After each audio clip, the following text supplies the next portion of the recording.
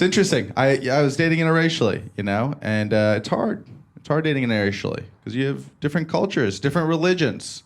I grew up Muslim, and she was raised Catholic, so it's just hard dating someone is going to hell. I think that's hard to reconcile. She's like, "What is heaven like?" I'm like, "Don't worry about it."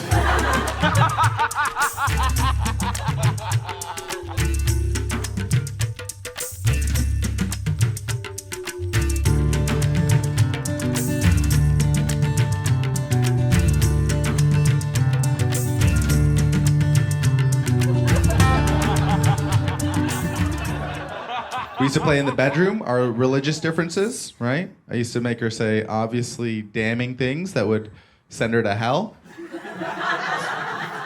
I was like, "Say it." She's like, "I don't wanna." I was like, "Say it, Megan." She's like, women can drive. You're gonna burn, Megan. You're gonna burn. Oh, it's hard. It's interesting. It's interesting dating interracial. What are the common interracial couples that you see all the time? White girl, black guy. That's very common, right?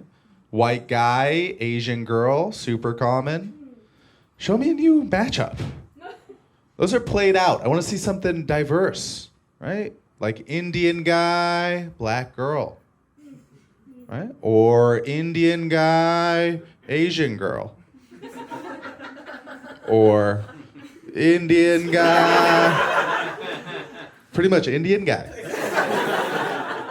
I don't give a shit where she's from. I'm just trying to manifest more ass in my life right now. Now, I like it in Austin. I moved out here recently. I have some friends in Austin. They all have dogs, which is the most tedious friendship. Because they're always telling you about their dog. I don't need updates on your dog. You were lonely, you got a dog, so deal with your dog. If I want to know about your dog, I would have bought your dog. The only updates I need are when you get him and when he's dead. Those are the two times you should tell me. I had to watch my friend's dog last week. And for a full 10 days, I had to watch this dog. And it was miserable for me and the dog, honestly. Because this dog has lost the only person that gave a fuck about him. And he knows that, so he's just looking out the window for his father. You should be on my side. He's just looking out the window. I'll do an impression of him. Try not awing this time. He's looking out the window and looks back at me. He doesn't know me. He doesn't trust me, looking back at the window. My daddy's coming back. I'm like, "Your dad's gone." It's just me and you, dog. I try to be... All right, I see where it's going on here. I try to be reassuring. I try to help him out, I was like, "Listen, your dad's coming back, okay? It's not like last time. It's not like your biological parents. They left you. I don't know what you did, but they fucking fled. So, my buddy's a good guy. He's gonna come back. And if he doesn't, you could crash on my couch a couple of days, then you gotta go to the shelter, because I don't love you. You know that. Then you gotta really pull up your charm, because they murder you in about 30 days over at the shelter. You're not very charming anyway, so. I had to feed this dog. I had to medicate this dog. I had to give this dog medication. Like he was 87 years old. I had to give him Xanax for his anxiety. You know what's nuts is that he's an emotional support animal. For my friend who has anxiety. Who's helping who in this friendship? And what's the funnest part about having a dog? You get to cuddle with the pup. You ever try to cuddle with someone else's dog that's trapped in your house? You feel like a rapist. I was just staring at him from my bed, naked. It's like, "Get in here, doggy. Don't tell your daddy."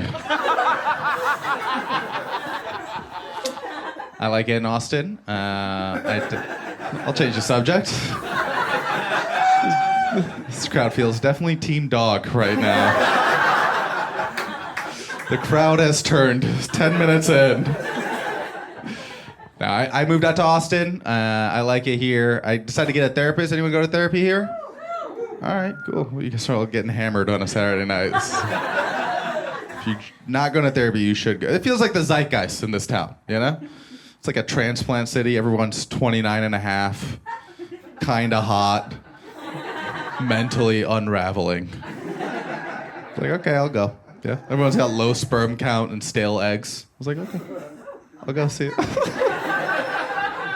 These are all wooing and awing at the wrong parts. Yeah, I figured I'd go. You know, I went online. You got to do your research. There's different kinds of therapy.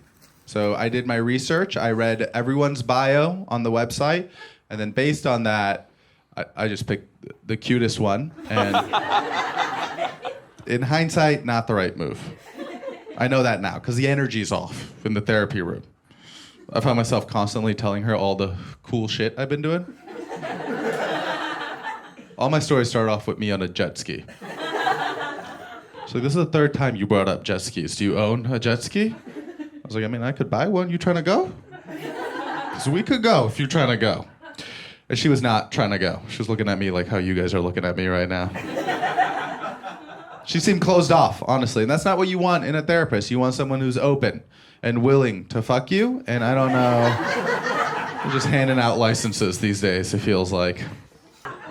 No, it's been interesting. I like it in Austin. I've been living here for 2 years now. I love all the different shops here. I had a terrible experience at this one coffee shop recently. It was one of these hip coffee shops. You guys know what I'm talking about? One of these hip cafes. I knew it was hip because all the furniture was uncomfortable. And I went up to the counter to order a coffee, and they had a promotion at this hip coffee shop. If you get a pastry with your coffee, they'll discount it. So it adds up to be about $4,000, maybe $5,000. I was like, okay, that's a deal. Let me get that.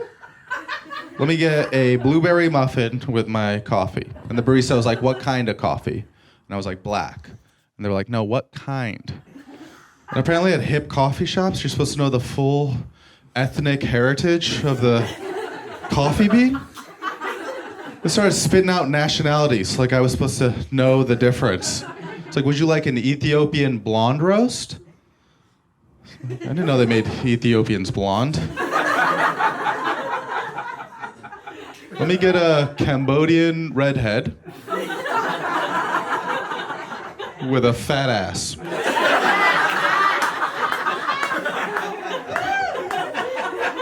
So that's what I got. I got a Cambodian redhead and a blueberry muffin from America, I think. That's where she was born.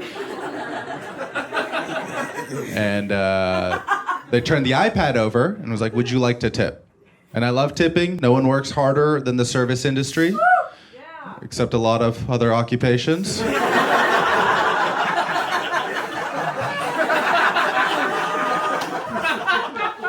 they always give you 3 options, right? They give you 3 blue squares, like you're playing Jeopardy all of a sudden. And it's always something reasonable, like 22%. Or 46%, or 99%. And it's based on the level of service that you're getting. So you gotta watch for the service. So I started noticing the way the barista took my muffin from the glass case here and then moved it onto my plate here.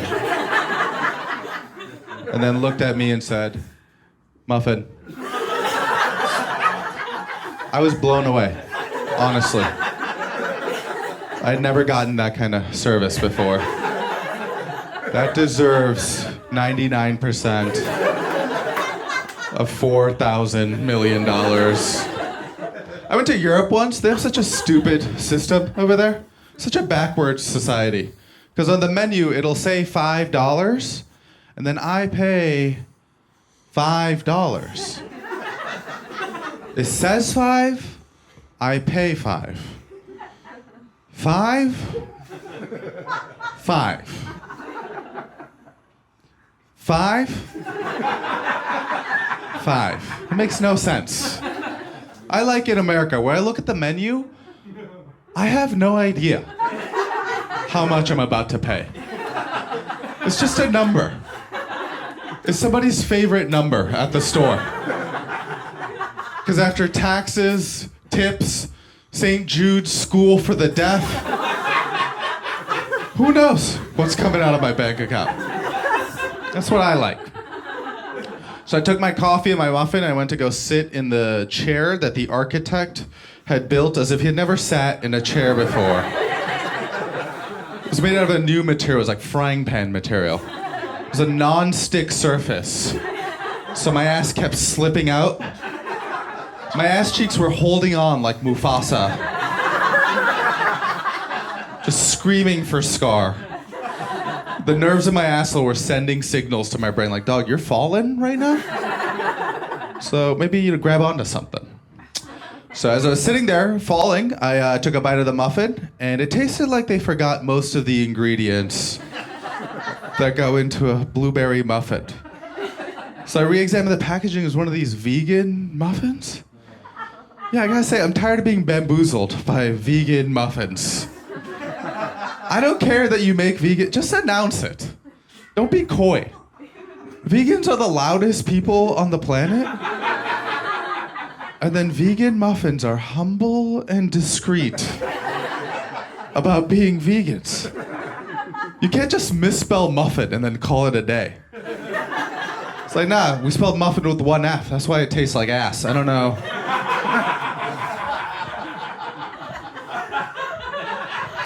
There's no way to know. It's always written in like size 6 font that it's vegan. Underneath a book report on how they're saving the earth by making this fucking bullshit muffin. Every product's saving the planet all of a sudden. Every company's pitching in. Somehow it's still getting hotter. It's not that company's fault though. I'll tell you that much. You could buy a ballistic missile right now, and on the packaging it would be like, hey, we here at Lockheed Martin love the planet. That's why when you drop this missile on a wedding, it'll actually capture carbon from the air. So you should feel good about your purchasing decision. There's no way to know that it's a vegan product. The only hint that you get is like as you're ordering it, the line cook in the back is just like, don't do it, huh? That's all. I felt like an old conservative when I bit into that muffin. I was like, put these muffins in a different, put them in a separate but equal glass case. I remember you go to the store back in the day, there would be one muffin at the whole store. And if you liked muffins, you would buy the muffin. And if you didn't, maybe you had a disease where your intestines fall out when you eat a muffin. You know what you do? You just wouldn't purchase the muffin. You wouldn't go the next town over and start a fake muffin factory and then poison the muffin supply. Am I getting my point across? I feel like I've been talking about muffins for like 6 hours. So I took this half-bitten muffin. I was trying to return it because I had taken out a loan to buy this fucking muffin. I went up to the counter and there was a trans person behind the counter. Yeah, and all of a sudden I felt like I was in this situation. Because I had to explain that. I was like, hey, this muffin is not what it said it was.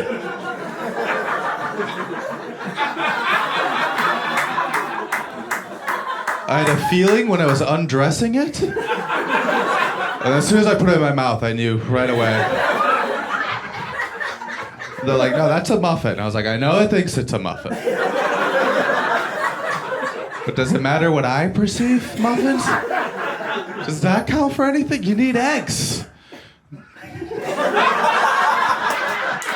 They're like, what do you mean I need eggs? I was like, what are we talking about right now? Smuggled myself in here. No, I moved out here to Austin recently. I moved out here. Make some noise if you moved out in the last 2 years, let's say. Okay, cool. Make some noise if you were born and raised in Austin. Okay. That's sad. Thank you for your service. I never know what to say. There's one person in this whole room, huh? It's sad. I bet that's how Native Americans feel everywhere they go. It's like, where the fuck are the rest of us? Nobody makes a good buffalo in this town anymore. Okay. we'll talk about it. I like traveling. It's a great way to connect with different cultures. I don't like the tourist traps, Because you just feel stupid when you go to the touristy spots, right? You're just looking at monuments with other morons from around the world. It's like, why am I here? Yeah? It's just fat Americans and loud Chinese people. That's all you see, is fat Americans and acoustically overweight Chinese people. And loud Chinese people and spatially noisy Americans. I feel like I'm gonna lose you guys very soon. The last place I went was the Leaning Tower of Pisa, and I was like, all right, I'm done being scammed. Why is that impressive? That the tower leans? You got a broken tower and you're charging tickets. That's such an Italian move. No other country's doing that. You don't think other countries have useless shit they could peddle? You know how many half-built bridges Pakistan has? You don't see my people organizing bus tours. You never see a Pakistani man like, hey, listen, my friend. Hey, my friend. By the way, that's how you know he's not your friend. That's how you know he's trying to rob you blind. It's like, hey, listen, my friend, you must see this bridge. It is like Leaning Tower, but bridge. You go there, you take picture, not like this, but like this, huh? That's a lot of confidence by the Italians, isn't it? To be like, hey, you see how we have fucked this building up? I think a lot of people are gonna be very impressed. You know who we could trick into flying here? The fat Americans. And the very loud Chinese people. No, I love the Italians. I'm just not impressed, right? By these Italians. What do they got? They got the Roman Empire? It's not even the biggest empire. You know the Muslim Empire was actually bigger? Granted, we have our own issues with towers, but... Potato, potato. All right, 9/11 jokes. Always hit or miss. Unlike 9/11. Alright, my bad. That was the last one. People say never forget, and then they get real annoyed when you remind them. I don't know. The Italians, I love the Italians. They make beautiful everything, actually. They make great cars. They make great cars. The Japanese make lovely cars. The Germans make great... I don't know what it is about losing the World War. This makes you really good at automobile manufacturing. Axis of evil, more like Axel of evil. These losers love driving. And I went to Japan once too. You know what I like when I go to a different culture? I like to try the cuisine. I think that's a great way to connect with the culture. You try their cuisine, you get to learn about them, And when it comes to food, I'm pretty liberal. Like, I think gay people should be allowed to eat. I think everyone should be allowed to eat, but especially gay people. All right, conservative crowd. That's fine. I'm not going to back down from my principles. No, I just meant I like trying different types of food. I thought I did, and then I went to Japan. I thought I love seafood. Fucking Japanese people love seafood. If it's underwater, it's on the menu with these guys. They're just plucking shit and plating it, eyes closed. They act like the whole ocean's a big soup. I feel like I'm doing this joke in Tokyo right now. I went to this restaurant, I thought I ordered a ramen. They left the face of the squid on the squid. So it's just staring up at me as I'm eating. I started feeling bad. I was like, dog, I didn't know you were gonna be here. I came for the noodles. I can't read this menu. Can you? I started showing him the menu. I was like, look at this. The whole thing is in ancient QR codes. I don't know what's going on.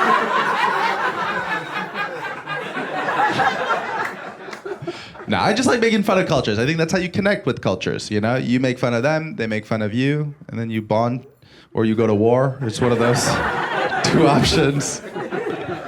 If I hear gun clicks, I'll start slowing down, I guess. Now, I grew up Muslim, Okay, all right. Are you Muslim? Oh, you're just supportive. She's an ally. You're still an infidel, but you're an ally. No, I'm doing my part to end stereotypes against Muslims. Like recently I did this. I bought the domain name radicalislam.com. And every morning I post photos of Muslims doing kickflips and cool skateboarding shit. End stereotypes slowly, you know? Any Saudis in here? Yeah, I had a feeling. You know, I know there aren't 40 golden Bugattis parked outside. It's a clear sign you're not from the kingdom. The people of Saud don't ride their pickup trucks to a comedy show. Plus, it's really hard to get in and out of a pickup truck in that goofy white dress that they're always wearing. You guys know what I'm talking about? The white dress and the sandals and the checkered red picnic sheet they got on as a hat. That outfit, that's the Muslim wife beater, by the way. I don't get Saudis. I don't know you can be that rich and still be that Muslim. But it's true what they say, right? Mo money, Mohammed. That's what they all say. No, Jamal Kashogi, so he was an American journalist, and he was working for the Washington Post. He was critical of the Saudi government, and what they did is when he was in Turkey, they ambushed him and murdered him. They chopped him up into little pieces and then deposited his body in a garbage bag. And when I first heard that, I was shocked. I was like, how could you be so barbaric? And then I thought about it, and I guess that's just how Saudis kill their dissidents. Every culture kills in their own quirky way. And we have to celebrate diversity, you guys. Saudis will chop you up like they're making camel kebabs for dinner. Right? What do Americans do? We're lazy. We ask the question, how can I assassinate with my ass on the couch and the TV on? Boom, drone strikes. The American assassin is the first one to kill you with one hand while the other's in a bag of hot Cheetos. That's a little impressive. My favorite are the Russians, right? I love how Russians murder people. Just stick with me, all right? I don't believe any of this. Look at me, I'm not doing anything with my life. I'm not killing them, I promise you. I love how Russians kill people, though, right? They just use like old Cold War tactics, like Soviet-era radioactive chemicals. They just use the weird part of the periodic table. You guys know what I'm talking about? The bottom part? The elements that are segregated from the rest of the elements. Because those elements don't know how to behave normal. Kind of like how Russia is segregated from the rest of Europe. Because Russia doesn't know how to behave normal. You just hear about it on the news every time a Russian kills. It's like, opposition leader Boris Yosatov, son of Dmitry Nosatov, found dead in coffee shop. He was last seen biting into blueberry muffin, poisoned with plutonium.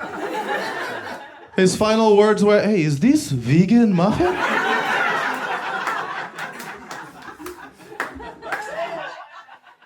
All right, I'll stop talking about race. I think this is enough. I used to work in tech. If you knew that already. Yeah, that feels racist on your part, actually. Oh, how the tables have turned. Now, I don't know a lot about tech. Like, I just learned what an NFT is. You guys know what NFTs are? What does it stand for? Wrong, sir. What does it stand for? Non-fungible token. I didn't know that. I thought it was a different acronym, honestly. I'm an idiot. I thought it was an acronym for the top 3 slurs I'm not allowed to say anymore. I didn't know. Because my dad, he was like, these NFTs are everywhere. It's like, you can't say that, Papa. That's a fun one because you had to say it in your heads. I've technically said nothing up here. I used to work in tech. I had a work laptop and a personal laptop, which is basically I had a work laptop and a dedicated porn machine. They were both MacBooks, but you could tell which one was which. The one looked way sadder. One had Intel inside, the other one had come outside. Then when you open his strung out like cheesy pizza. Listen, it's either this or back to the racism. So you guys, you gotta pick a side, guys. I'm all out of racism. I'm sorry, sir.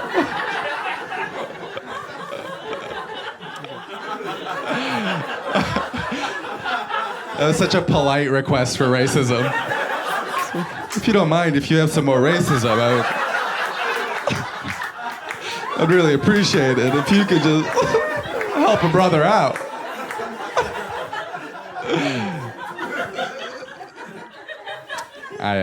I've been dating. I don't know. I'm bad at dating. You know, it's hard. It's hard dating. I was on this date with this girl. She was telling me about herself. She's like, "Listen, I'm a sapiosexual. Do you know what that is?" And I was like, "I'm gonna be honest. I don't care." She's like, "No, let me tell you. A sapiosexual is somebody who's attracted to intelligence." And I didn't know that. I thought a sapiosexual is someone who annoys you with shit you didn't ask about. Because that's what you gotta do. As a sapio, you gotta start telling people. Nobody's wondering. You gotta go up to them and be like, "Hey, my name's Raza. I'm a sapiosexual. I noticed you were doing a crossword puzzle. What are you doing later?" That's what you gotta do. Also, there's no word for the opposite. You just gotta say the whole thing. Be like, "Hey, my name's Raza. I fucked the dumb and the deaf. I noticed you were breathing through your mouth."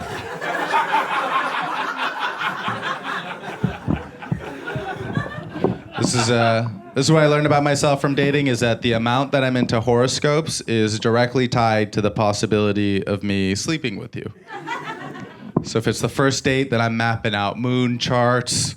I'm looking up solar signs. I'm like a 17th century sea captain, just studying stars in search of uncharted coochie. And then as soon as I come, I'm over it. I think that's why guys make that face when we orgasm. There's all the times we have to hold back an eye roll when you told us we sound like an Aries. It's like, jeez.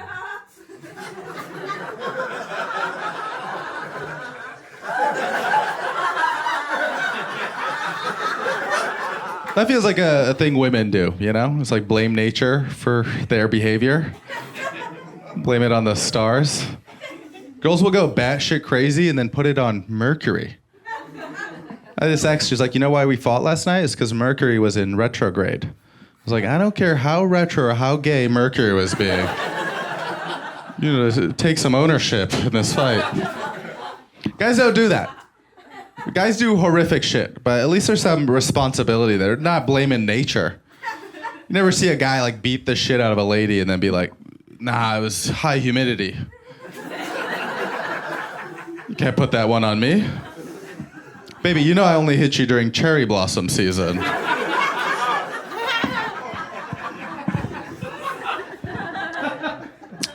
Me and my ex, we used to fight a lot. We fought about everything. It was hard. We fought about 69ing once, which is a weird position to be arguing in. You ever 69 with someone you feel like you're doing more of the work? It's a group project. You're gonna make the Indian kid do all the work in the group? 50-50. Pull your weight, otherwise I gotta confront you mid-69. I gotta go over there and be like, "Hey, what's going on back there?" You can't just moan the whole time. Also, this is how I 69. I pocket all my fingers in her ass crack. And then I keep an eye on her. Because she's always slacking off back there. Every time I look, my dick's out in the cold. Just wandering around like a homeless man. Dry spit on his head. I look at her, she's got her head in her hand like she's reading a book. Like she's reading War and Peace back there. I felt like her shift supervisor was like, "Hey, get back to work! If you got time to lean, you got time to clean, lady." Because Because it's hot back there. I'm working hard. I got 2 thighs to the right and left of me. Pussy sweat's just dripping on my forehead. I feel like I'm working on an old Buick, yeah?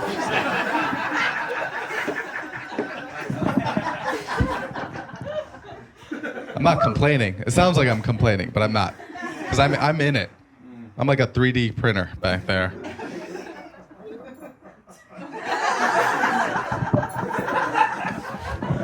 All right, that was not worth the laughs. That was very embarrassing.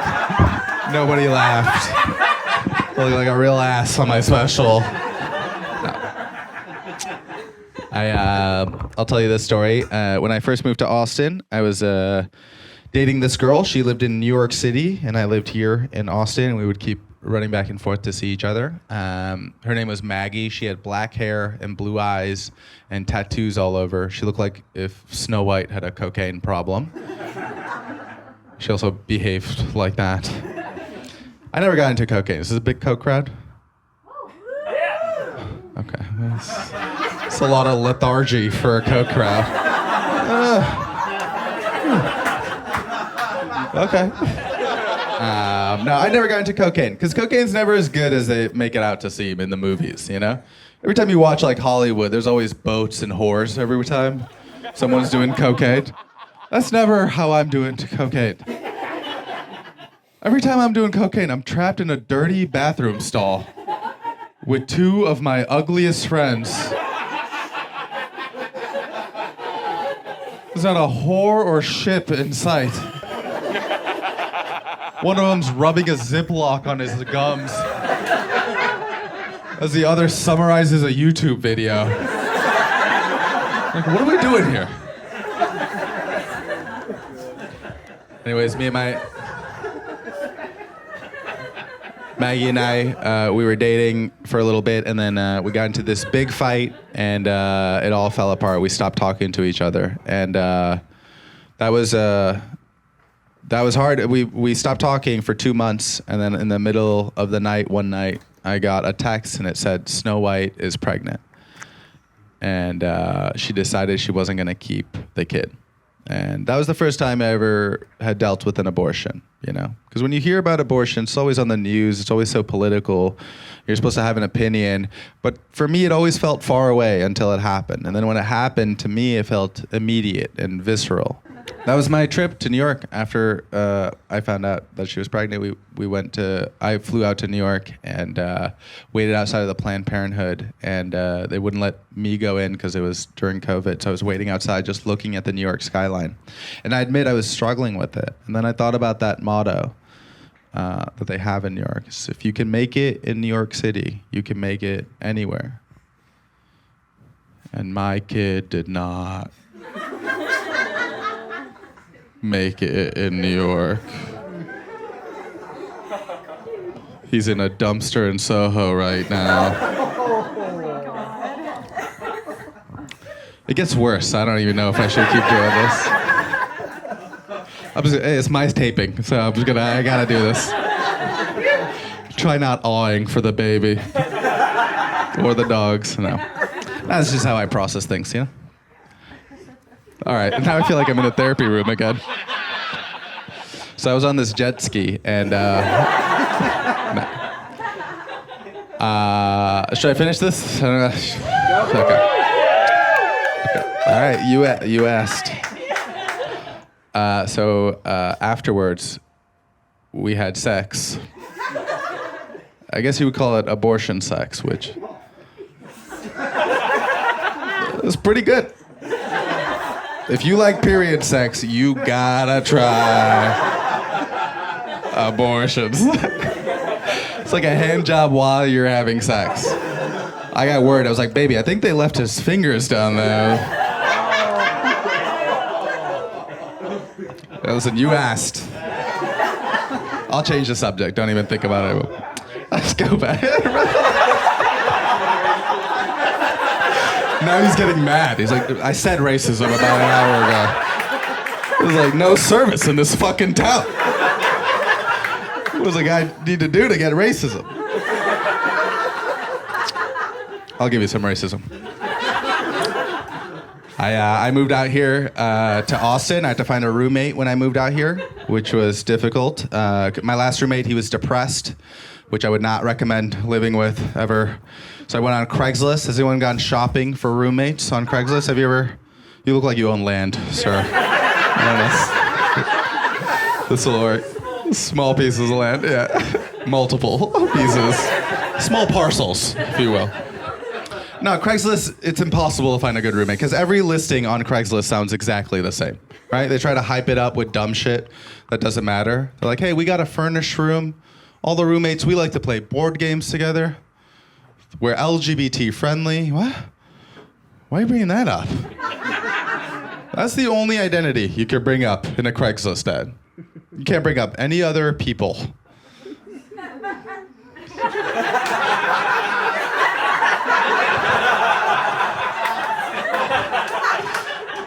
You never see a listing that's like, hey, we got 3 rooms. They're not furnished, but we're fine with Jews. Come on, come on. Never hear that listing. I had to find a roommate. My last roommate was depressed, which I keep bringing that up because he kept bringing that up. That's one of the symptoms of depression, is that you annoy everyone around you with your depression. He called me the other day. He was like, Raza, I think I'm gonna kill myself. You know how hard that is? To have to pick up and be like, hey man, you have the wrong number. You gotta call the hotline. That's why they made a hotline. I'm not a pro. That's why they made a hotline. All the townspeople got together. I was like, listen, if I gotta hear that guy one more time, I'm gonna blow my brains out. So let's build a call center. We'll call it a hotline. We'll put some Indians in the call center.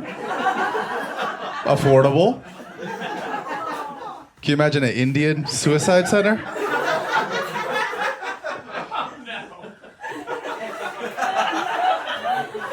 It picks up. Hello, sir, don't do it. We have special cable package this weekend only. I think you want to stick around. Stay. That's all he does. He just keeps telling you to stay. Just stay. You mustn't go, sir. Have some tea. People always tighten up at the depression part, and then they get a real kick out of that Indian accent, huh? Oh, it's so weird.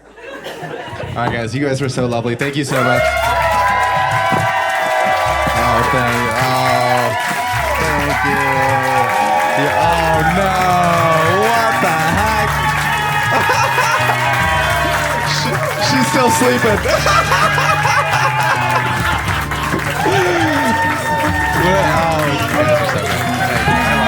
I love you so much. Thank you.